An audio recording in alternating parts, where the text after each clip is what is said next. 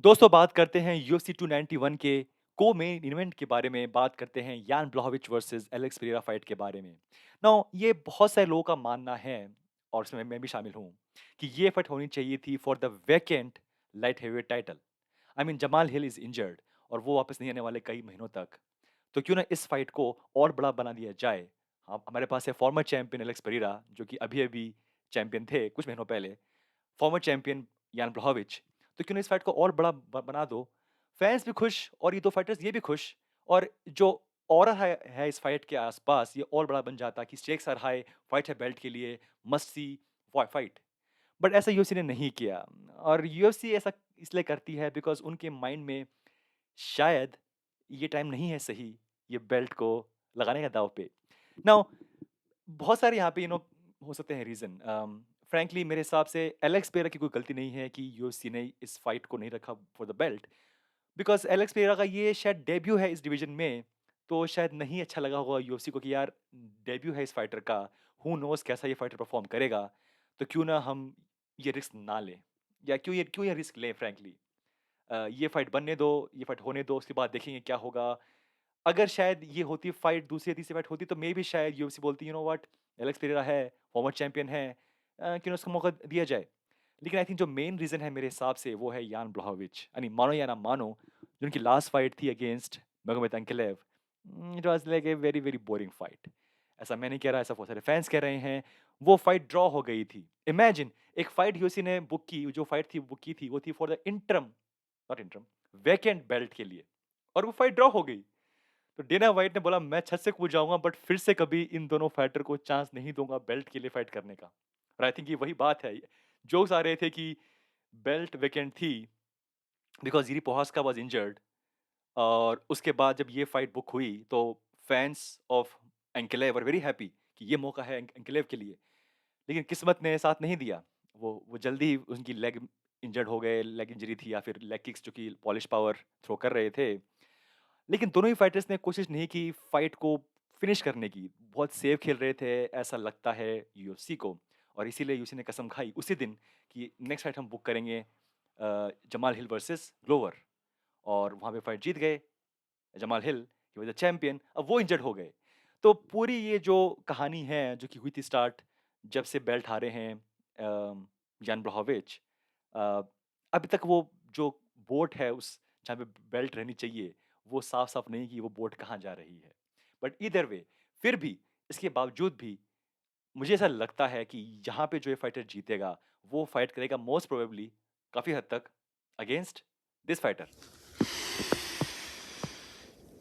Congratulations. I'm coming. I'm coming! वो तब से जंगलों में बोल रहे हैं आई एम कमिंग। अरे भाई तू कब आएगा? यहाँ पे बेल्ट फिर से वेकेंट होती जा रही है, फाइटर इंजर्ड हो रहे हैं और यू आर कमिंग जंगलों में वहाँ पे। Come on man, this is too much. फिर भी जोक्स असाइड, या मेरे हिसाब से यहाँ पे जो फाइटर जीतेगा ये फाइट, वो फाइट करेगा वो काफी हद तक जिरी पोस्का के साथ बिकॉज जिरी पोस्का अब शायद उभर चुके हैं इंजरी से और वो बहुत जल्द फाइट कर पाएंगे कंपेयर टू जमाल हिल जो कि अभी भी इंजर्ड हुए हैं। उनके लिए शायद एक लंबा टाइम बाकी है, 7 से 9 महीने का। सो आई थिंक ये शायद एक होगा मोटिवेशन कि यार रुक जाओ, अभी जीरी पोहास्का आ रहे हैं तो इसका विनर उससे फाइट करवाएंगे एंड देन लेट्स सी। फिर भी अगर आप इस सब चीज़ों से ऊपर उठ जाएँ और सिर्फ़ सोचें एक चीज़ के बारे में और वो है एलेक्स परेरा। आई मीन इस बंदे का करियर यूएफसी में आया, 3 फाइट की, चौथी फाइट में चैंपियन, अ, तीसरी चौथी फाइट में champion, I am not sure 3rd या 4th थी बट या बहुत जल्दी चैंपियन। हराया किसको? अडेसानिया को, राइट? रीमैच में ऑलमोस्ट क्लिप हो रहे थे बट जैसा होता है इस गेम में, यू नेवर नो, फाइट वो हार गए। और जो बार-बार हम कह रहे थे उस फाइट से पहले कि जो उनका वेट कट है वो बहुत ज़्यादा है, बहुत मुश्किल है उनके लिए और शायद वो इसीलिए वो बार-बार नॉक डाउन हो रहे हैं कि इतना ज़्यादा वेट कट करने के बाद उनके जो बॉडी है, उनका जो ब्रेन है, वो नॉर्मल पंच नहीं झेल पा रहा और आई थिंक इसलिए वो मूव कर रहे हैं नेक्स्ट डिवीज़न में। तो उनके लिए मैं बहुत एक्साइटेड हूँ। Alex Pereira is the man. I mean उनको आप एक नज़र में देखिए, आप उनकी उनकी हर चीज़, उनकी बॉडी लैंग्वेज, उनकी बॉडी, उनका फेस, उनकी आँखें, सब कुछ ये कहती है कि he is a killer and he is coming back and he wants to become champion. वो चाहते हैं चैंपियन बने उस डिवीजन में जहाँ पे उनके दोस्त, उनके मेंटर, उनके टीममेट ग्लोवर चैंपियन थे अभी कुछ महीनों पहले। तो एक बहुत ही बेहतरीन का उनके लिए कहानी हो सकती है अगर ये फाइट वो जीत पाए तो, और फिर फाइट करें फॉर द बेल्ट। सो उनके लिए मैं बहुत एक्साइटेड हूँ इस फाइट के लिए फ्रैंकली। ऑल रिस्पेक्ट टू यान ब्लहोविच, बट वो चैंपियन बन चुके हैं एक बार, अपनी बेल्ट डिफेंड कर चुके हैं शायद एक बार अगेंस्ट अडेसानिया।